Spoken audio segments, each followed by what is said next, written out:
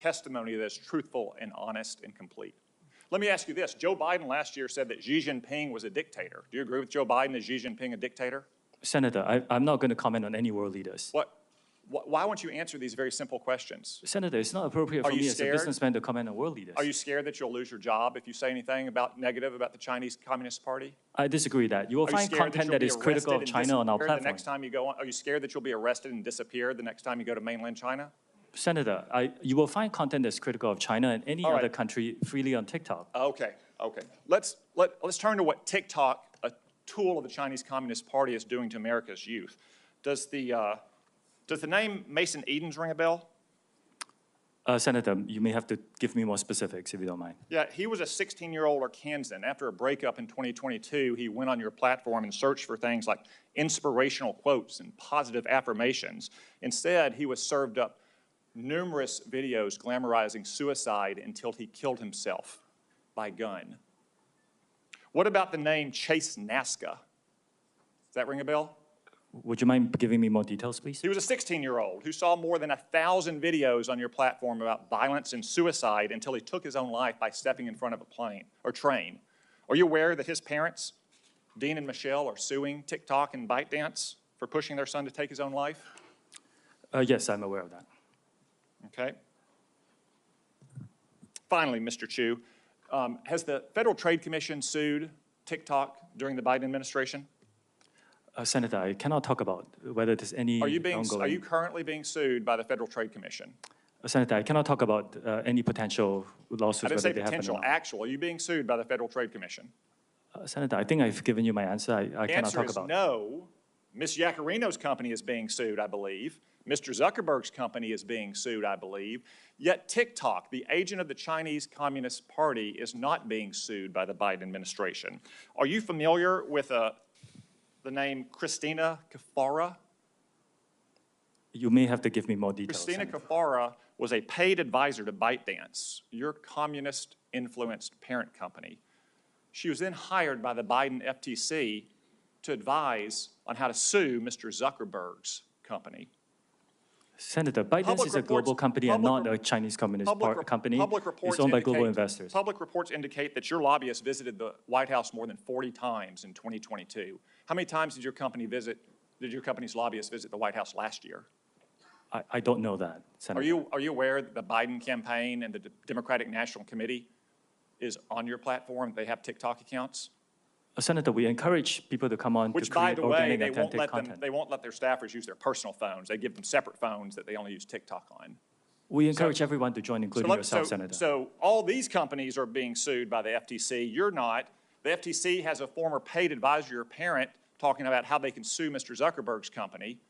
Joe Biden's re-election campaign, the Democratic National Committee, is on your platform.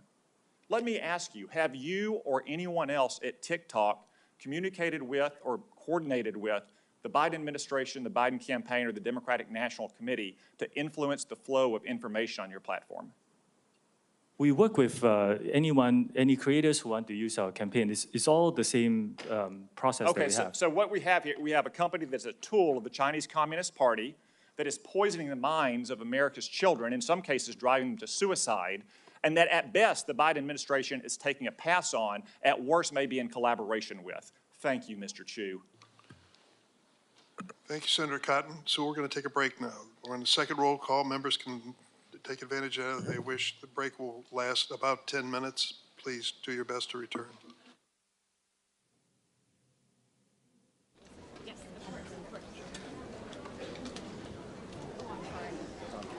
Are you trying to go through this? We're going to meet some families. Got it. Okay. I think these guys are also coming this way. Just FYI. Excuse us. Sorry. Excuse us. Watch your step. I'm before Santa Clarita, California. Just watch your step there. Just watch your step there. Thank you. Just watch your step. Watch your step there. Snapchat is the largest drug trafficking organization in the United States and Canada. Nobody is talking about that. I'm not kidding you either. Snapchat is the largest drug trafficking organization in the United States. I'm Hispanic. A lot of my Hispanic friends are being accused by parents of killing non-Hispanic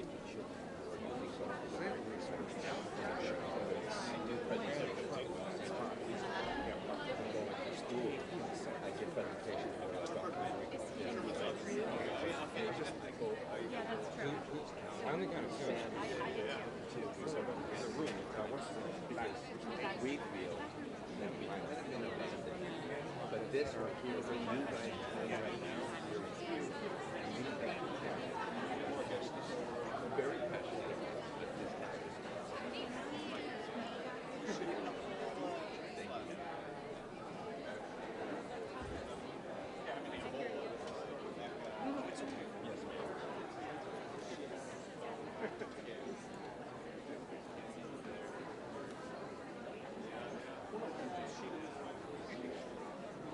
Oh, I know they do. I know they do. By the way, they're saying that we're not able to sue. I apologize for interrupting. We have an attorney that was having an active I get it. I get it. 12 allegations survived to go to trial and full discovery. The broadest power anyone's ever had against a social media company. And if we break through, none of this will be This is the necessary. very first time that we've been able to put a chink in their Social media victims law firm has been representing us for 3 years. In Washington State, here today, Tuesday,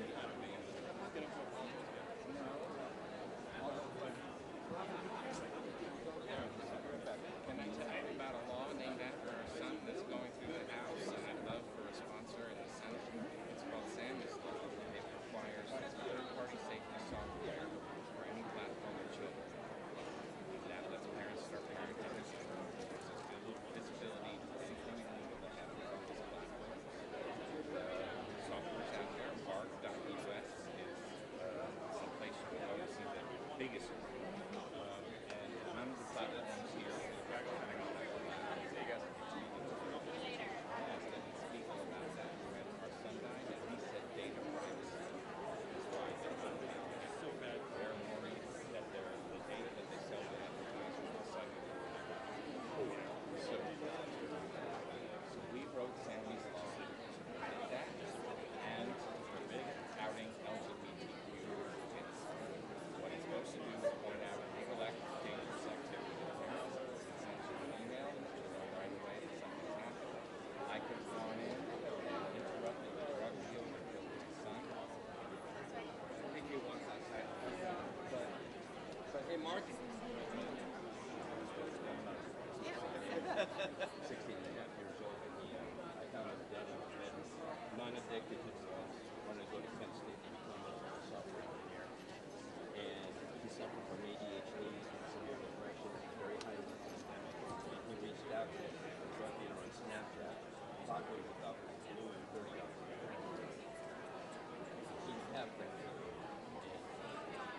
he later died of Los Angeles. This is not a It's the Organization for Social Media Safety. social media safety. And he wrote Sammy's Law, and he is by parents' right. And your counsel, very distinguished counsel, former colleague. Long time ago in Bright Sherman's office. Very lucky.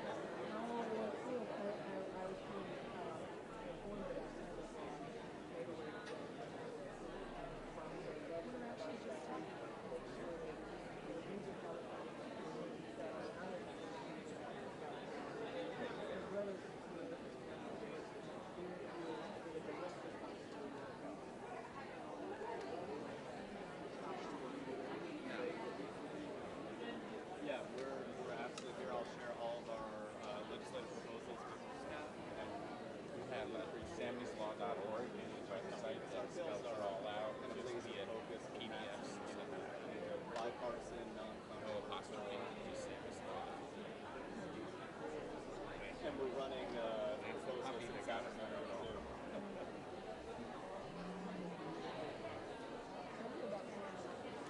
So Sammy was 16 when he passed away. He's a football player. She's been to school. And we caught him mining Bitcoin in our closet. He was determined to be the world's first billionaire. Thought he was the bus child.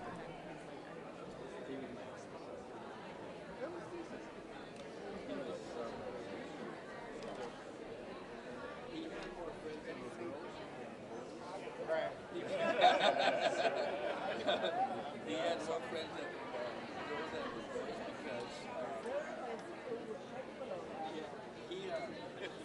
They said because he gave the best girlfriend advice in the whole world. He would open doors when they went to go sit down. He would pull out their chairs. Here's another picture of myself. And he's expensive. He lived tons of Yes. But we've been going all through Los Angeles County. We've been working I work with Los Angeles Police Department as well. I've been helping testify in Congress and in the Senate. I came here also, my organization, I gave presentations at Customs and Border Patrol because our law enforcement, they see what's happening, but they don't see the faces of the people who are being impacted. So when they see our presentations, I've had, I should say, the Drug Enforcement Administration yesterday, Special Operations Team, I was sent about 125 agents we had in the team. They're very empathetic. They're at Long Beach. Okay. But this is, fentanyl is the first time in the history of the United States that a drug, I call it a poison, does not discriminate your race, doesn't discriminate color, it doesn't discriminate your religion, it doesn't discriminate your socioeconomic status. It's taking everything. And the propagation of these drugs in social media apps like Snapchat and Twitter is sick. She's also a good friend of ours. She was the one who first contacted us. Her name is Gretchen Team. Oh, this is her attorney too. Hello. This is the man. Very good to see you. He's the man that's going to change this whole Thank you. I really tried to do something here. We're much more accomplishing now. We are. We've had some great rulings in testify. We like California law better than federal law. So we're going to stay with it. That would be great.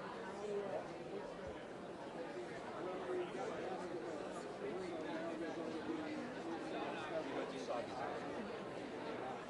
high school senior in California. He was alive when they had the shooting there. 3 kids died. I knew Long Beach, California. I had a phone call with Spiegel after my son died, and I asked him his office. The only thing he 10, 16, they weren't even process it.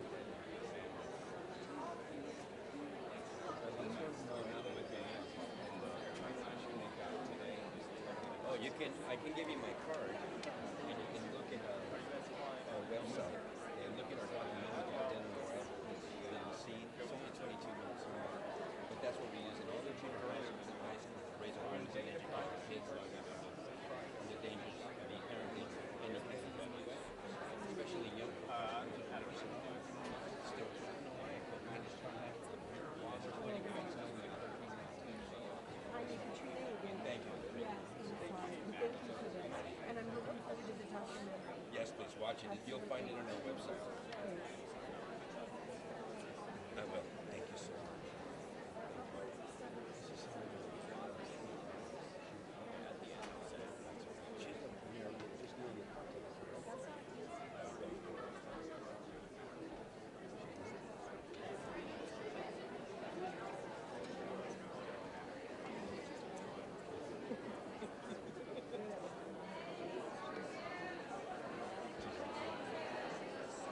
Can we get a picture? Yeah, we were just going to see if we wanted to because we're about to read. Yes, please.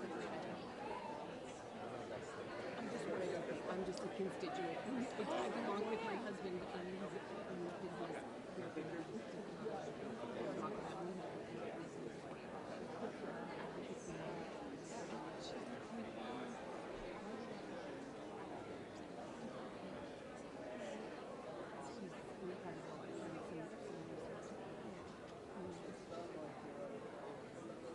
Well, she'll continue to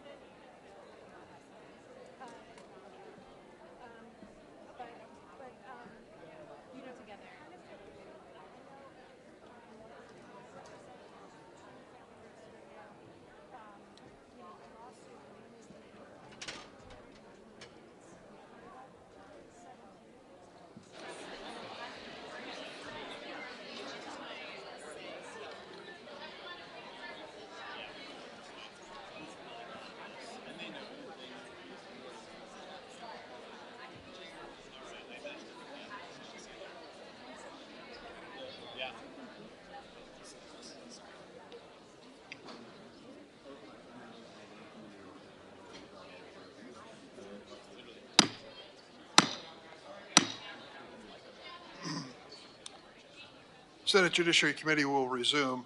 We have 9 senators who have not asked questions yet in 7-minute rounds. And we'll turn first to Senator Padilla. Thank you, Mr. Chair.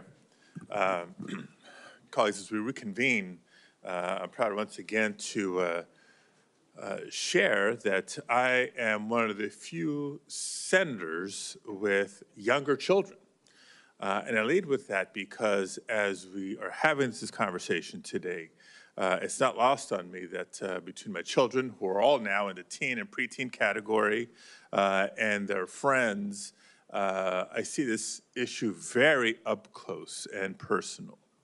And in that spirit, I want to take a second to just acknowledge and thank all the parents who are in the audience today, many of whom have shared their stories with our offices, and I credit them for finding strength through their suffering, through their struggle, and channeling that into the advocacy that is making a difference. I thank all of you. Now, I appreciate, again, personally, the challenges that parents and caretakers, school personnel, and others face in helping our young people navigate this world of social media and technology in general. Now, the services our children are growing up with provide them unrivaled access to information. I mean, this is beyond what previous generations have experienced. And that includes learning opportunities, socialization, and much, much more. But we also clearly have a lot of work to do to better protect our children from the predators and predatory behavior that these technologies have enabled. And yes, Mr. Zuckerberg, that includes exacerbating the mental health crisis in America. Nearly all teens, we know, have access to smartphones and the internet and use the internet daily. And while guardians do have primary responsibility for caring for our children, the old adage says it takes a village. And so society as a whole, including leaders in the tech industry, must prioritize the health and safety of our children. Now, dive into my questions now and be specific, platform by platform, witness by witness, on the topic of some of the parental tools you have each made reference to.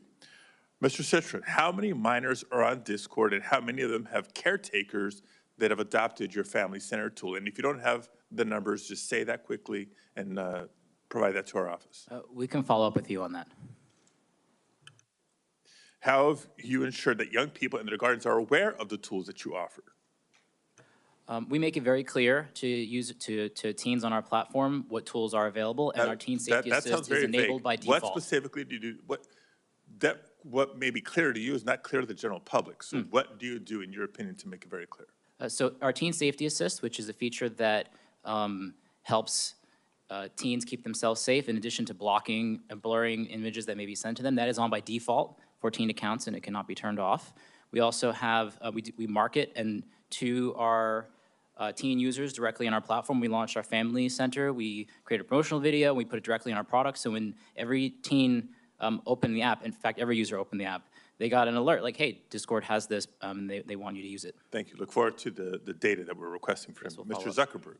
Across all of Meta services, from Instagram, Facebook, Messenger, and Horizon, how many minors use your applications? And of those minors, how many have a caretaker that has adopted the parental supervision tools that you offer? Sorry, I can follow up with the specific stats on that. Okay, it would be very helpful, not just for us to know, but for you to know as the leader of your company. And how, same question, how are you ensuring that young people and their guardians are aware of the tools that you offer? We run pretty extensive ad campaigns, both on our platforms and outside. We work with creators and organizations like Girl Scouts to make sure that this is broadly, that there's broad awareness of the tools. Okay. Mr. Spiegel, how many minors use Snapchat? And of those minors, how many have caretakers that are registered with your family center? Senator, I believe approximately, in the United States, there are approximately 20 million teenage users of Snapchat. I believe approximately 200,000 parents use Family Center, and about 400,000 teens have a linked their account to their parents using Family Center. So 200,000, 400,000 sounds like a big number, but small in percentage of the minors using Snapchat. What are you doing to ensure that young people and their guardians are aware of the tools you offer? Senator, we create a banner for Family Center on the user's profiles so that accounts we believe may be of the age that they could be parents can see the entry point into Family Center easily. Okay. Mr. Chu, how many minors are on TikTok, and how many of them have a caregiver that uses your family tools? Senator, I need to get back to you on the specific numbers, but we were one of the first platforms to give what we call family pairing to parents. You go to settings, you turn on the QR code, your teenager's QR code and yours, you scan it. And what it allows you to do is you can set screen time limits, you can filter out some keywords, you can turn on a more restricted mode. And we're always talking to parents. I met a group of parents and teenagers and high school teachers last week to talk about what more we can provide in the family pairing mode. Ms. Yacarino, how many minors use X, and are you planning to implement safety measures or guidance for caretakers like your peer companies have? Thank you, Senator. Less than 1% of all U.S. users are between the ages of 13 and 17. Less than 1% out of how many? Of 90 million U.S. users. Okay, so still hundreds of thousands. Continue. Yes, yes, and every single one is very important. Being a 14-month-old company, we have reprioritized child protection and safety measures, and we have just begun to talk about and discuss how we can enhance those with parental controls. Let me continue with a follow-up question for Mr. Citron.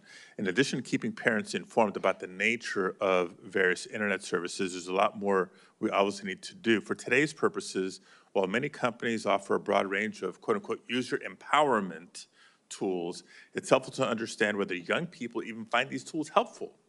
So appreciate you sharing your Teen Safety Assist and the tools and how you're advertising it, but have you conducted any assessments of how these features are impacting minors' use of your platform?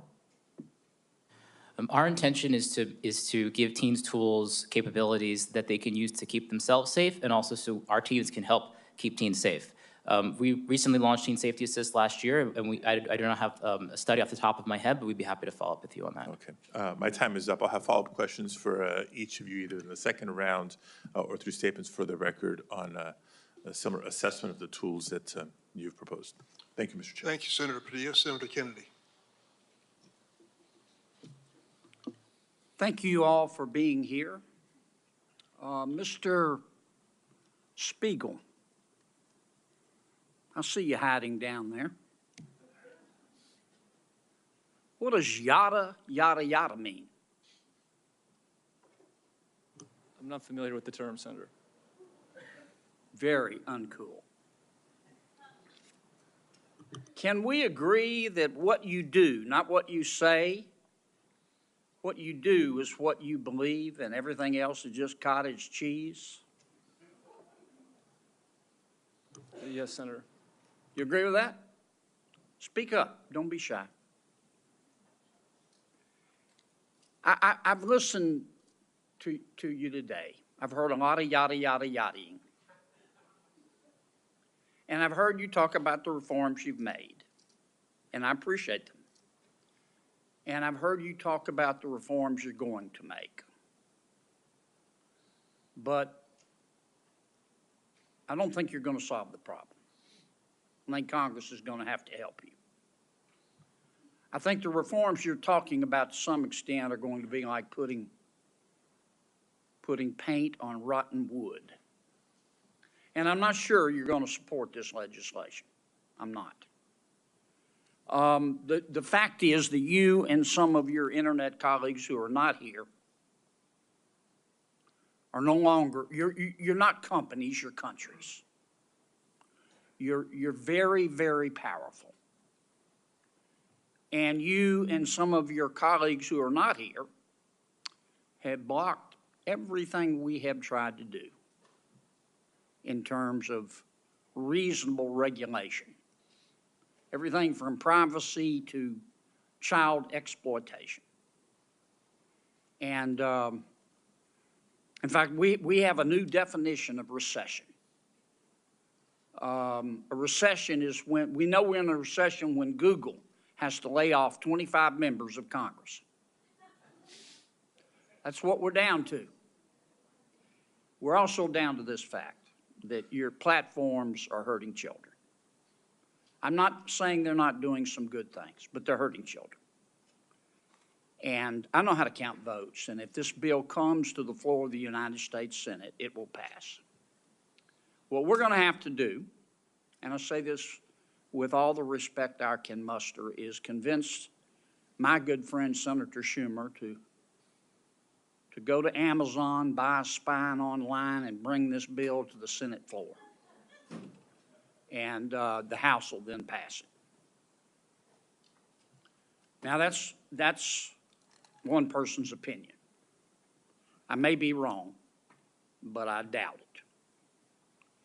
Mr. Zuckerberg, let me ask you a couple of questions. I might wax a little philosophical here. I have to hand it to you.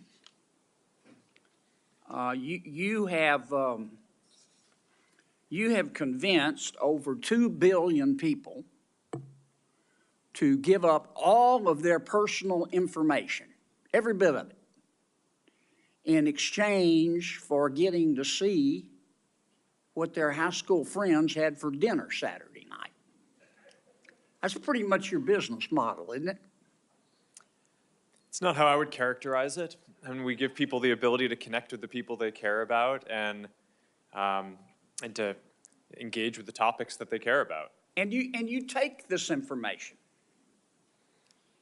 this abundance of personal information, and then you develop algorithms to punch people's hot buttons, and steer to them information that punches their hot buttons again and again and again to keep them coming back and to keep them staying longer. And as a result, your users see only one side of an issue. And so, to some extent, your platform has become a killing field for the truth, hasn't it? I mean, Senator, I disagree with that characterization. We build ranking and recommendations because people have a lot of friends and a lot of interests, and they want to make sure that they see the content that's relevant to them. We're trying to make a product that's useful to people and make our services as helpful as possible for people to connect with the people they care about and the interests they care about. But you don't That's what we show do. them both sides. You don't give them balanced information. You just keep punching their hot buttons, punching their hot buttons. You don't show them balanced information so people can discern the truth for themselves. And you rev them up so much that so often your platform and others becomes just cesspools of snark where nobody learns anything, don't they?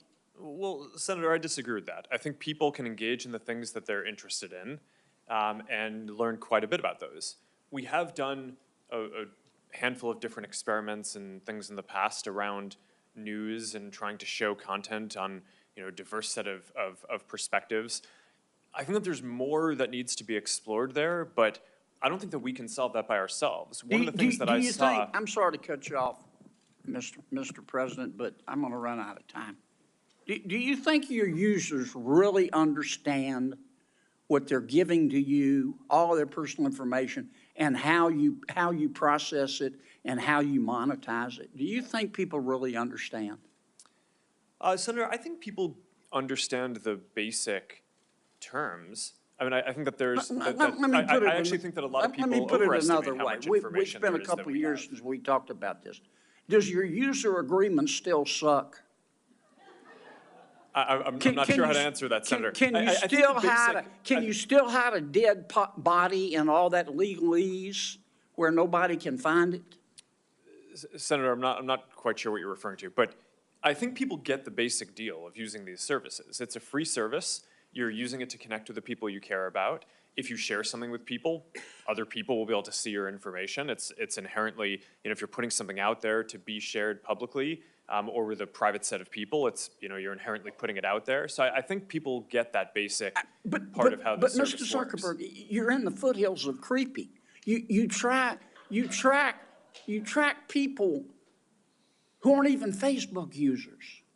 You track your own people, your own users who are your product, even when they're not on Facebook. I'm going to land this plane pretty quickly, Mr. Chairman. I mean, it's creepy. And I understand you make a lot of money doing it, but I just wonder if our technology is greater than our humanity. I mean, let me ask you this final question.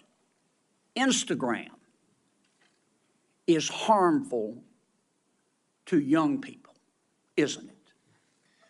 Senator, I disagree with that. That's not what the research shows on balance. That doesn't mean that individual people don't have issues and that there aren't things that we need to do to help provide the right tools for people.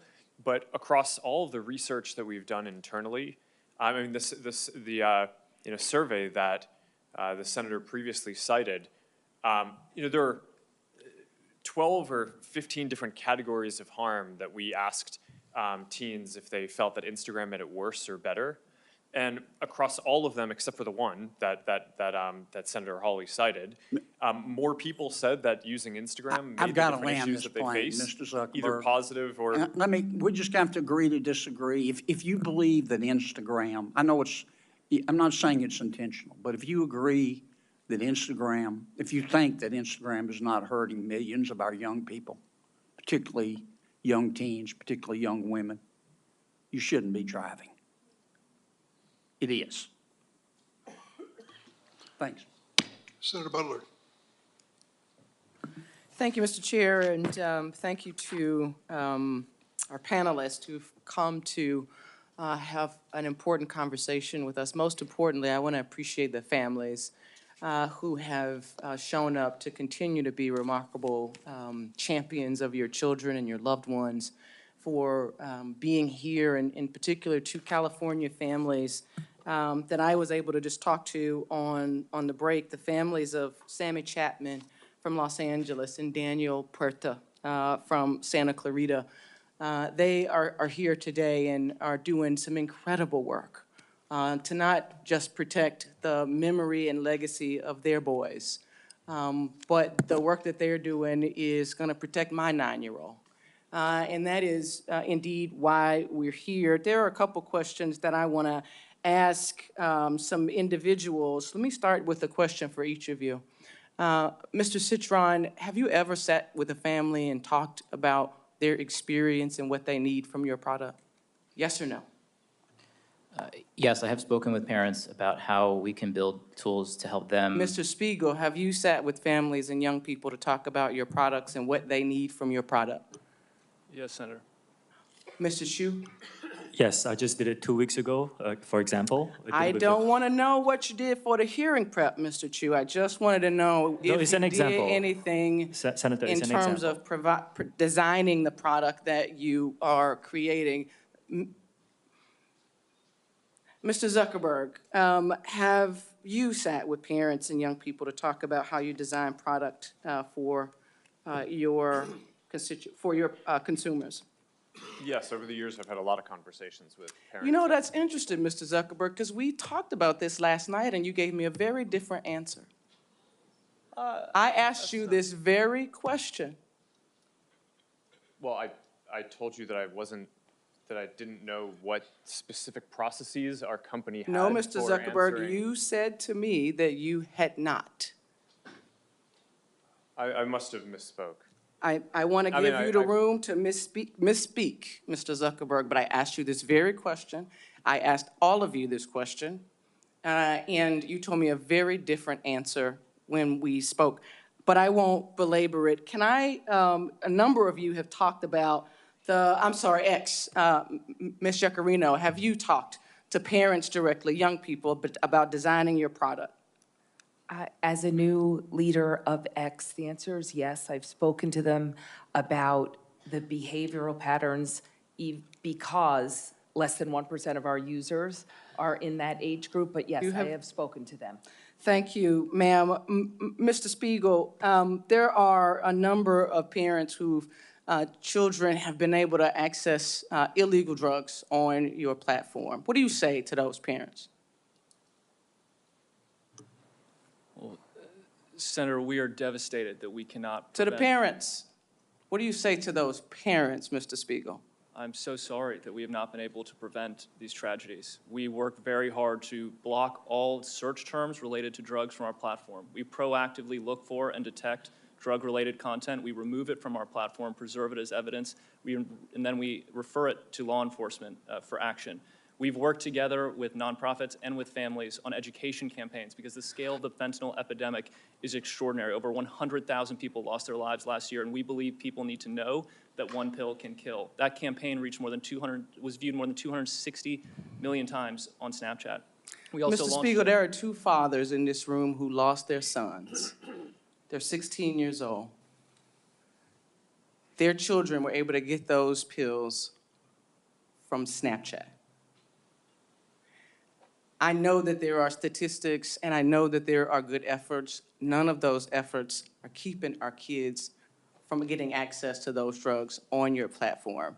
As a California company, all of you, I've talked with you about what it means to be a good neighbor and what California families and American families should be expecting from you. You owe them more than just a set of statistics. And I look forward to you showing up on all pieces of this legislation, all of you, showing up on all pieces of legislation to keep our children safe. Mr. Zuckerberg, I want to come back to you. I talked with you about being a parent to a young child who doesn't have a phone, is not on social media at all. And one of the things that I am deeply concerned with as a parent to a young Black girl is the utilization of filters on your platform that would suggest to young girls utilizing your platform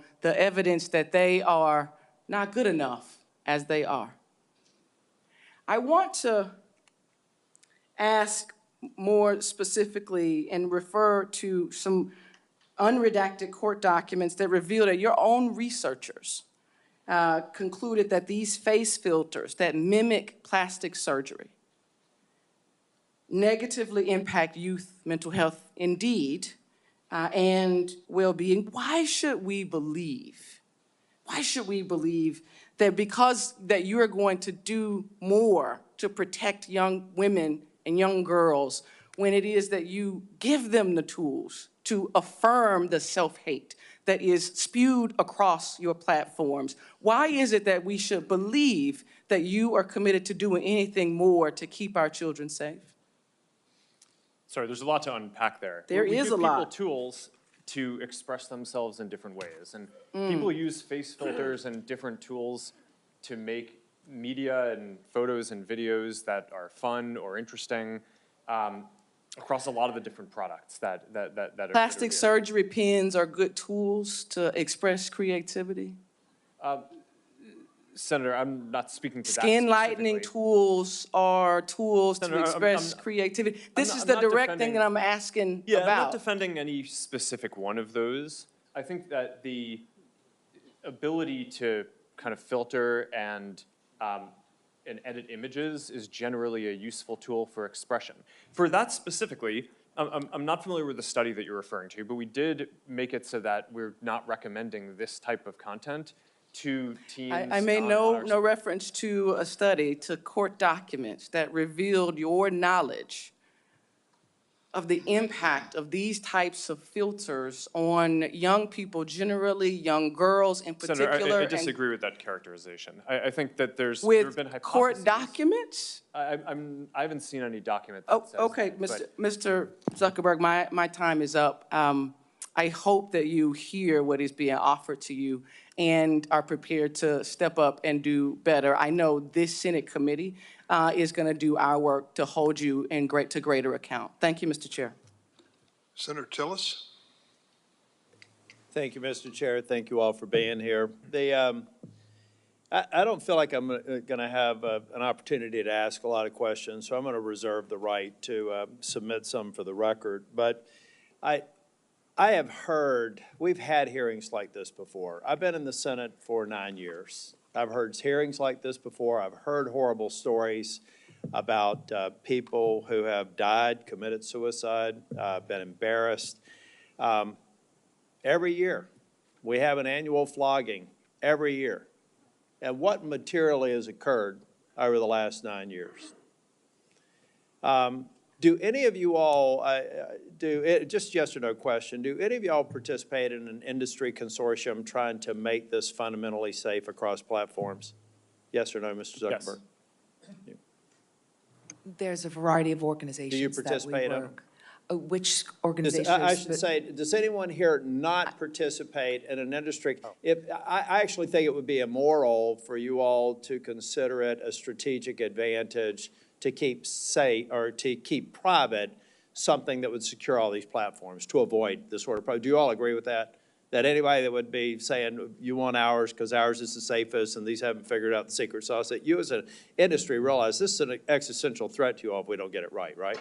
I mean, you've got to secure your platforms. You got to deal with this. Do you not have an inherent mandate to do this? Because it would seem to me if you don't, you're going to cease to exist. I mean, we could regulate you out of business if we wanted to. And the reason I'm saying it may sound like a criticism. It's not a criticism. I think we have to understand that there should be an inherent motivation for you to get this right. Our Congress will make a decision that could potentially put you out of business. Here's the reason I have a concern with that, though. I just went on the internet while I was listening intently to all the other members speaking, and I found a dozen different platforms outside the United States, 10 of which are in China, 2 of which are in Russia.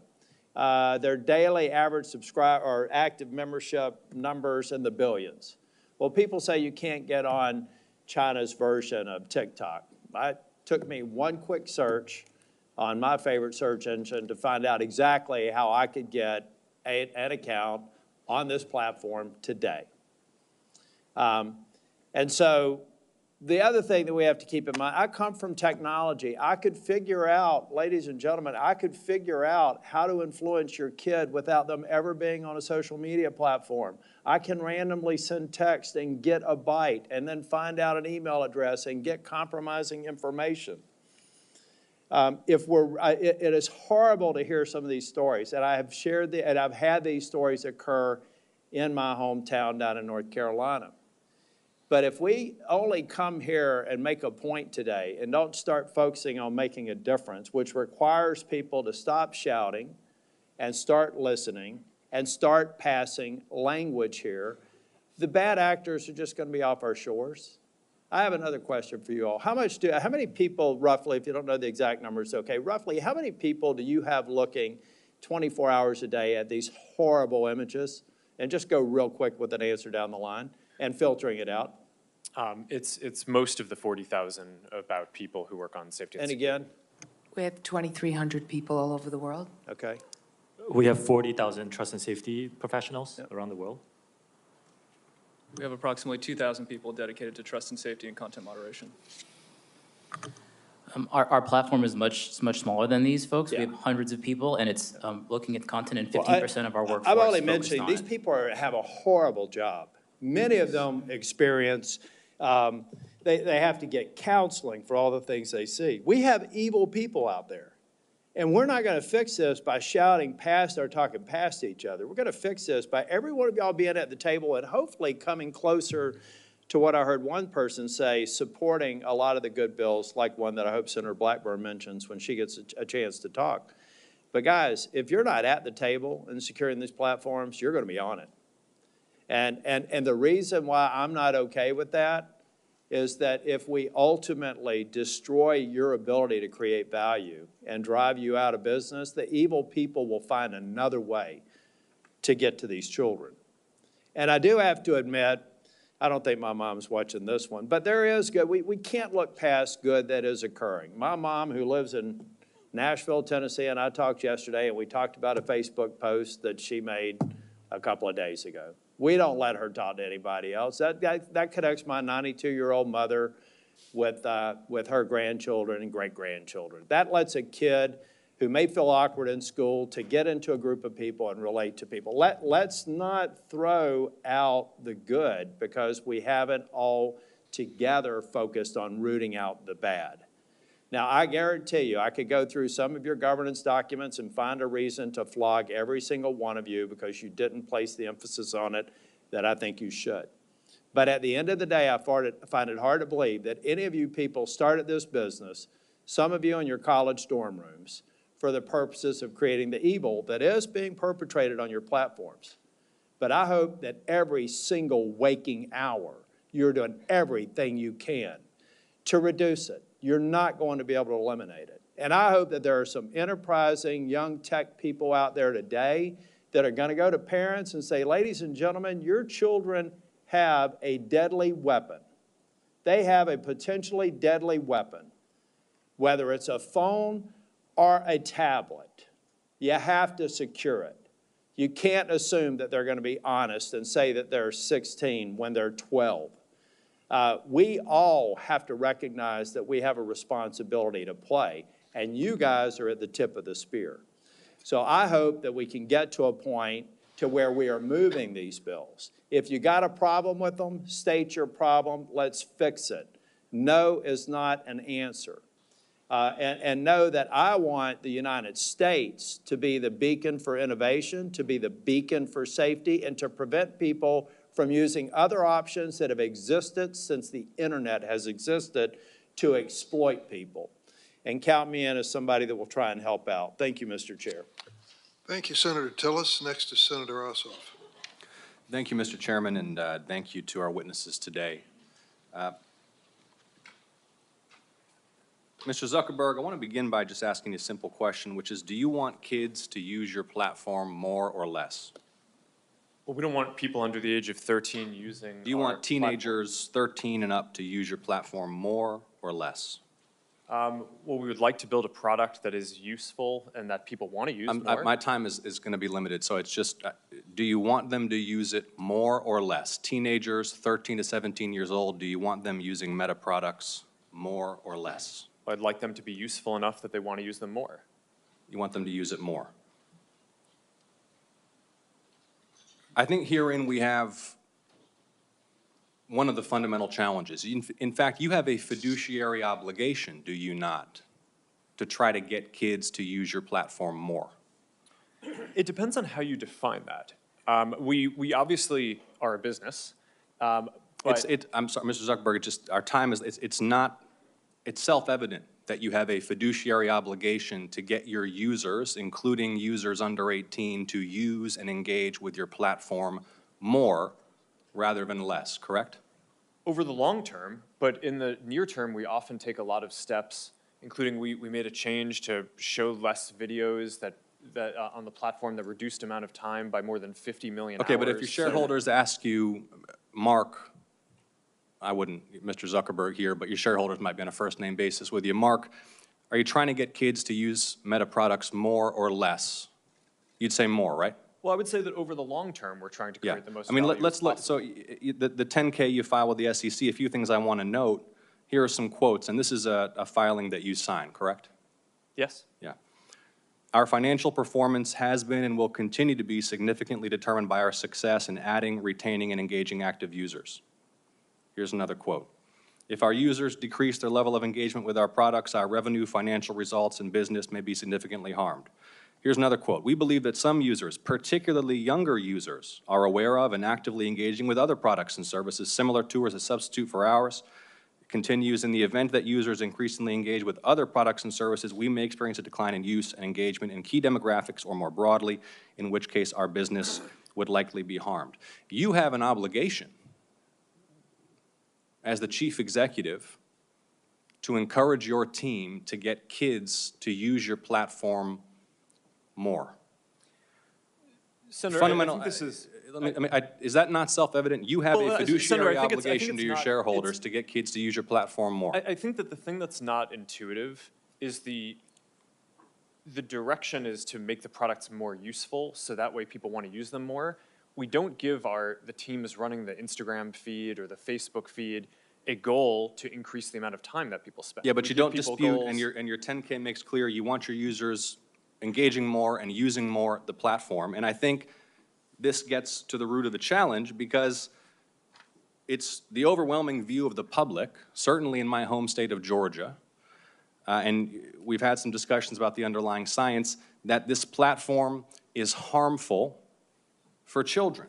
I mean, you are familiar with, and not just your platform, by the way, social media in general. 2023 report from the Surgeon General about the impact of social media on kids' mental health, which cited evidence that kids who spend more than 3 hours a day on social media have double the risk of poor mental health outcomes, including depression and anxiety. Are you familiar with that Surgeon General report and the underlying study? I read the report, yes. Do you dispute it? No, but I think it's important to characterize it correctly. I think what he was flagging in the report is that there seems to be a correlation, and obviously the mental health issue is very important, so it's something that needs to be studied we know. further. The thing is, that's everyone knows there's a correlation. Everyone knows that kids who spend a lot of time, too much time on your platforms are at risk.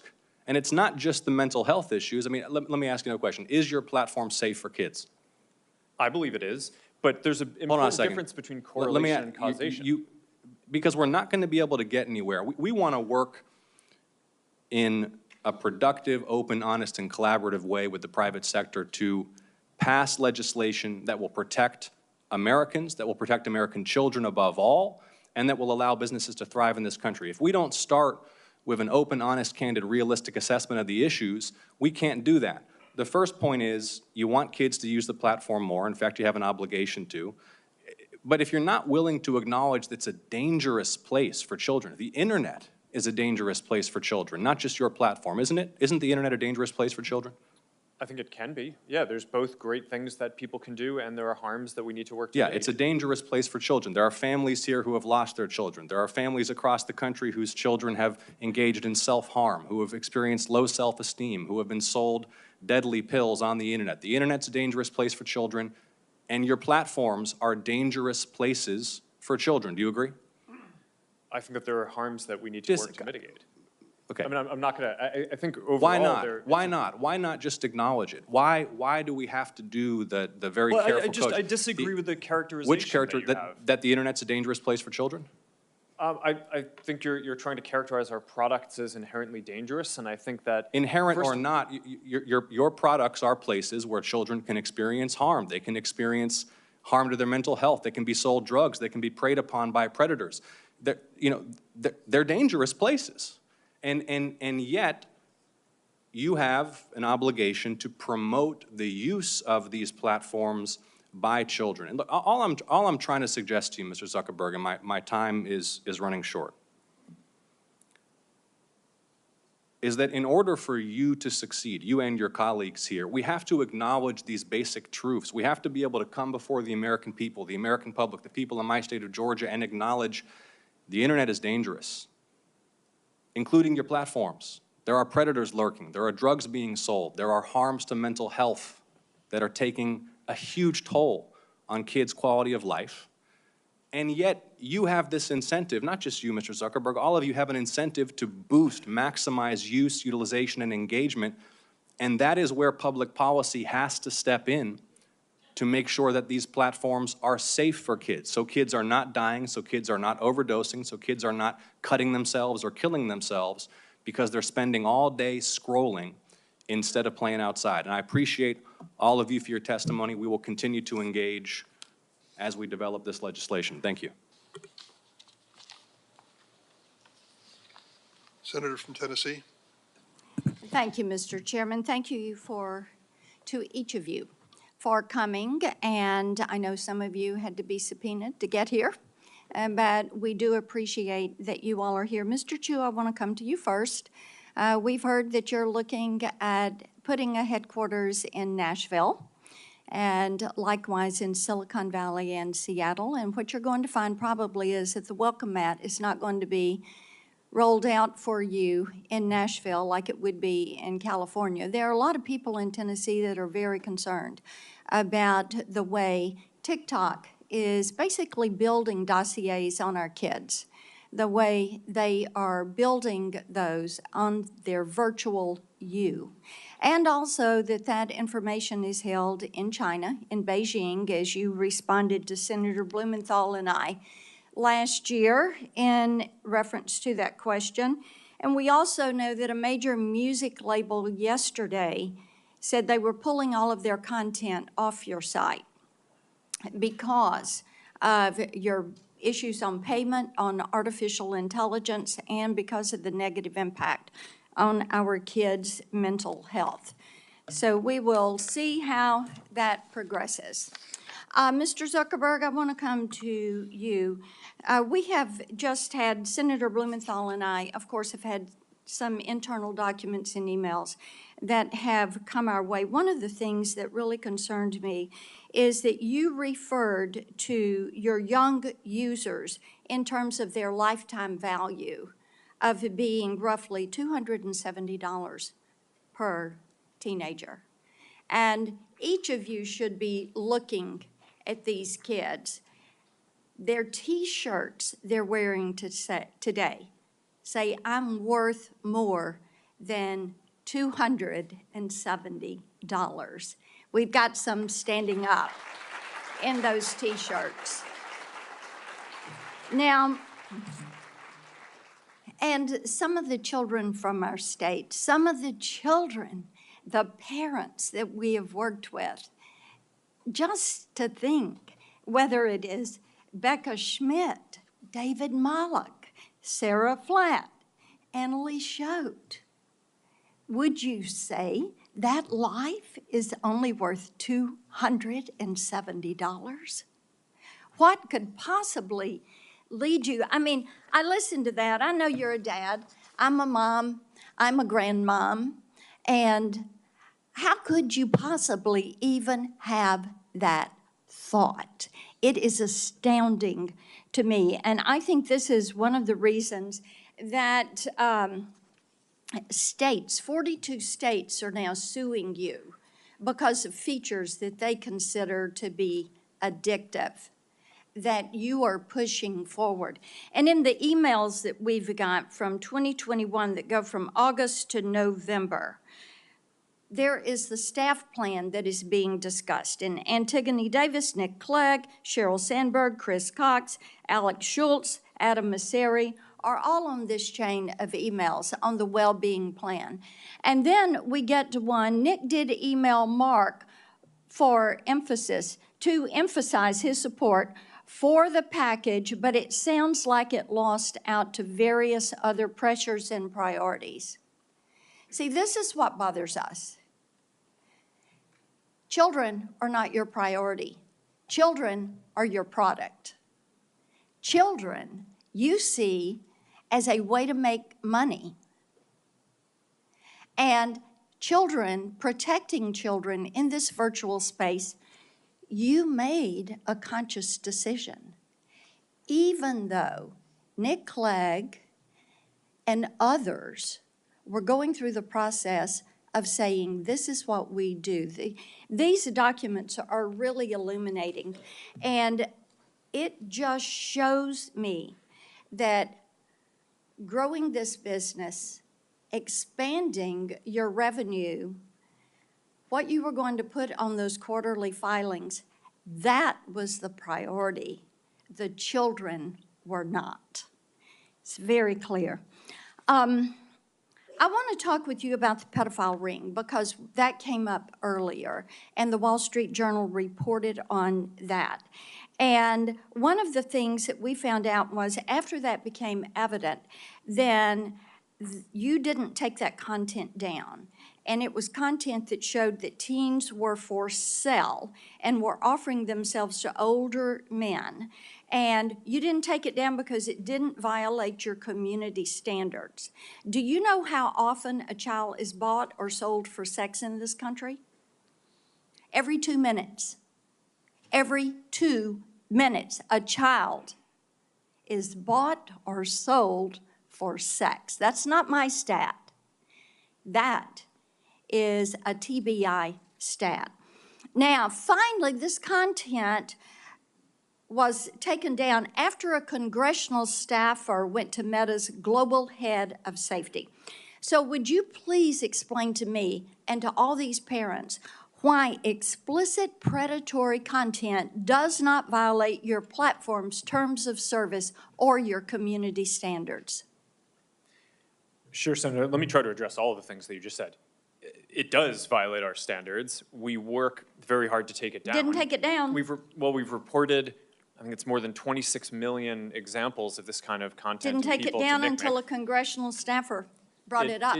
It may be that in this case, we made a mistake and missed something. I but think we you have, make a lot of But mistakes, so let's we have move leading on. teams that I want to identify more talk than. with you about your Instagram Creators Program and about the push. We found out through these documents that you actually are pushing forward because you want to bring kids in early. You see these younger teenagers as valuable but an untapped audience, quoting from the emails, and suggesting teens are actually household influencers to bring their younger siblings into your platform, into Instagram. Now, how can you ensure that Instagram creators, your product, your program, does not facilitate illegal activities when you fail to remove content pertaining to the sale of minors? And it is happening once every 2 minutes in this country. Senator, our tools for identifying that kind of content are industry leading. That doesn't mean we're perfect. There are definitely issues that we have, but we continue to invest a ton in it. Mr. Zuckerberg, yes, there are a lot that is slipping through. It appears that you're trying to be the premier sex trafficking Of course site not, Senator. in this country. Senator, that's ridiculous. No, it Senator, is not ridiculous. You want to turn around and tell these people we don't want this content on our platforms. And why don't you take it down? We do take it We down. are here discussing. We do We more need work to you take it all down to than- work than- with than- us. No, you're not. You are not. And the problem is, we've been working on this. Senator Welch is over there. We've been working on this stuff for a decade. You have an army of lawyers and lobbyists that have fought us on this every step of the way. You work with NetChoice, the Cato Institute, Taxpayers Protection Alliance, and Chamber of Progress to actually fight our bipartisan legislation to keep kids safe online. So are you going to stop funding these groups? Are you going to stop lobbying against this and come to the table and work with us? Yes or no? Senator, we have a... Yes or no? Of course we'll work with you on the legislation. Okay, I mean, the it's door been hard is to- open. We've got all these bills. You need to come to the table. Each and every one of you need to come to the table. And you need to work with us. Kids are dying.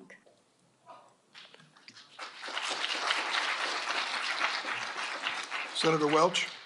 I want to thank my colleague, Senator Blackburn, for her decade of work on this.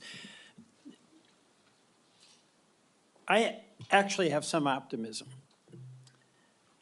There is a consensus today that didn't exist, say, 10 years ago, that there is a profound threat to children, to mental health, to safety. There's not a dispute. That was in debate before. That's a starting point. Secondly, we're identifying concrete things that can be done in 4 different areas. 1 is industry standards. 2 is legislation. 3 are the courts. And then 4 is a proposal that Senator Bennett, Senator Graham, myself, and Senator Warren have to establish an agency, a governmental agency, whose responsibility would be to engage in this on a systematic, regular basis with proper resources. And I just want to go through those. I appreciate the industry standard decisions and steps that you've taken in your companies. But it's not enough, and that's what I think you're hearing from my colleagues. Like, for instance, where there are layoffs, and it is in the trust and verify programs, that's alarming because it looks like there is a reduction in emphasis on protecting things. Like, you just added, Ms. Iacarino, 100 employees in Texas in this category. And how many did you have before? The company is just coming through a significant restructuring. So we've increased the number of trust and safety employees and agents all over the world by at least 10% so far in the last 14 months, and we will continue to do so, specifically in Austin, Texas. All right, Mr. Zuckerberg, my understanding is there have been layoffs in that area as well. There's added jobs there at Twitter, but at Meta, have there been reductions in that? There have been across the board, not really focused on that area. I think our investment is relatively consistent over the last couple of years. All right, We well- invested almost $5 billion in this work last year, and I think this year will be on the same order of magnitude. All right, and another question that's come up is when, to the horror of a user of any of your platforms, somebody has an image on there that's very compromising, often of a sexual nature. Is there any reason in the world why a person who wants to take that down can't have a very simple same-day response to have it taken down? I'll start with Twitter on that. I'm sorry, Senator, I was taking notes. Could you repeat the question? Well, there's a lot of examples of a young person finding out about an image that is of them and really compromises them and actually can create suicidal thoughts. And they want to call up or they want to send an email and say, take it down. I mean, why is it not possible for that to be responded to immediately? Well, we all strive to take down any type of violative content or disturbing content immediately. At X, we have increased our But capabilities shouldn't with a that be, shouldn't that two-step just be a reporting standard? process. If I'm a parent or I'm a kid and I want this down, shouldn't there be methods in place where it comes down? You can see what the image is. Yes. An Mr. Zuckerberg, go ahead. ecosystem-wide standard would improve and actually enhance the experience for users at all our platforms. All right. There actually is an organization that I think a number of the companies up here are a part of called Take It Down. It's some technology that we and a few others All right, built so that you basically.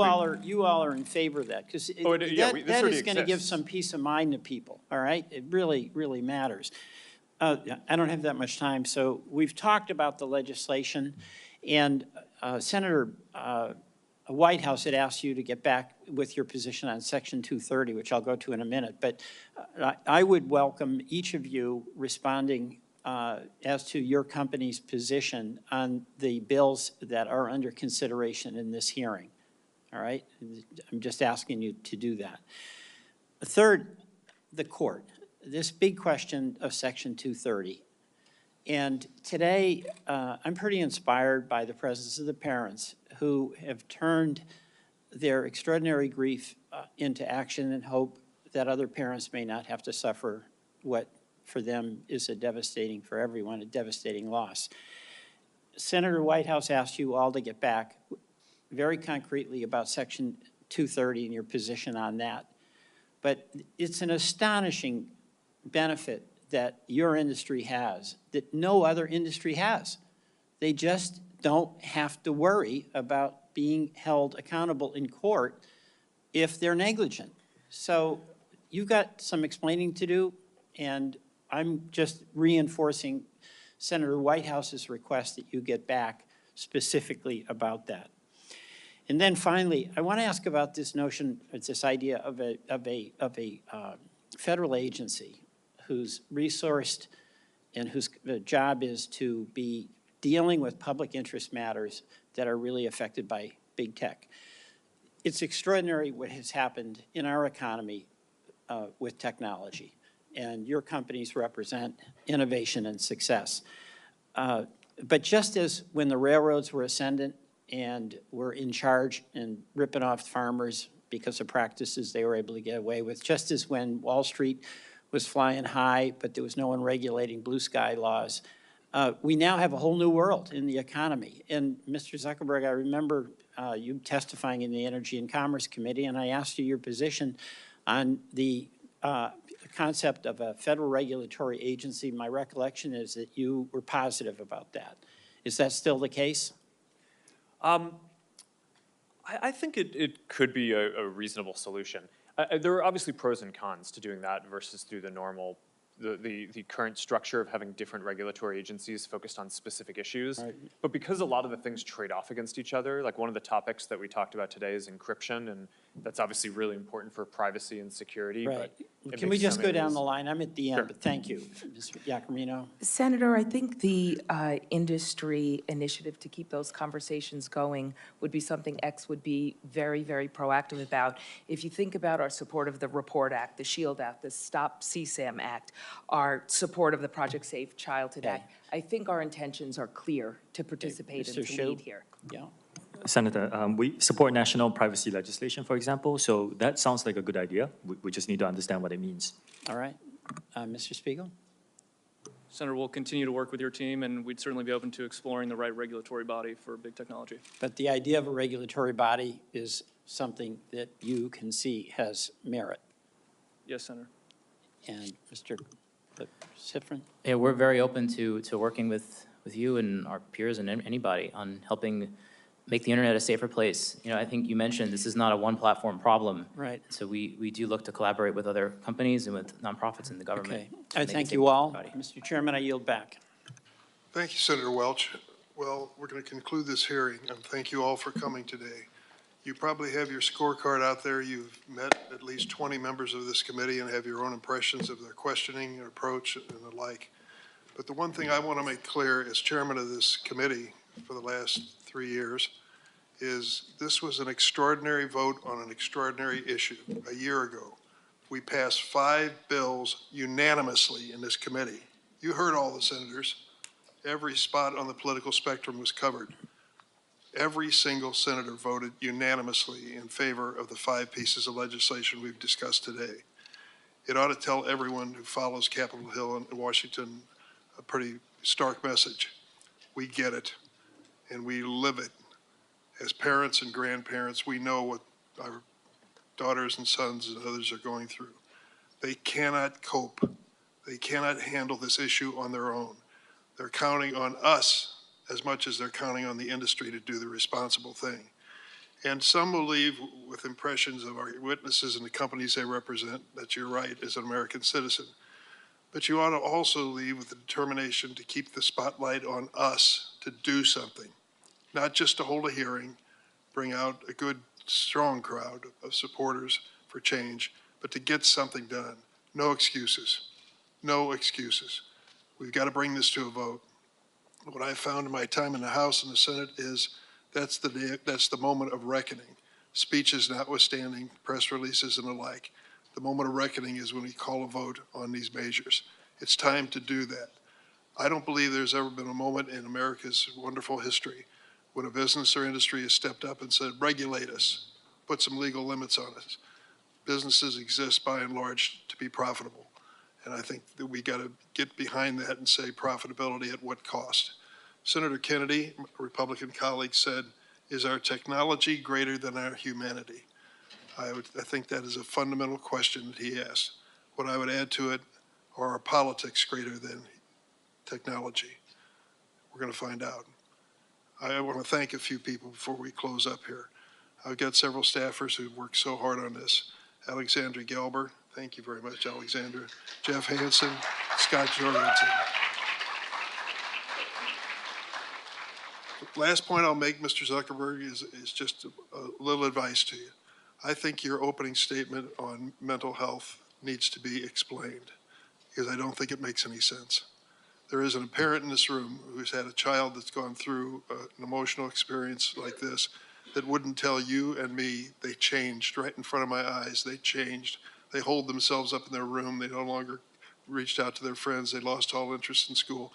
These are mental health consequences that I think come with the abuse of this right to have access to this kind of technology. So I see my colleague said, you want to say a word? I think it was a good hearing. I hope something positive comes from it. Thank you all for coming. The hearing record's going to remain open for a week for statements, and questions may be submitted by senators by 5 p.m. on Wednesday. Once again, thanks to the witnesses for coming. The hearing stands adjourned.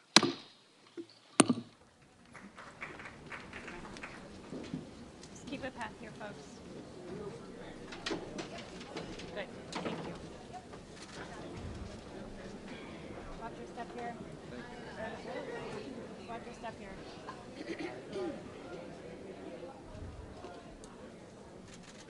Just watch your step there.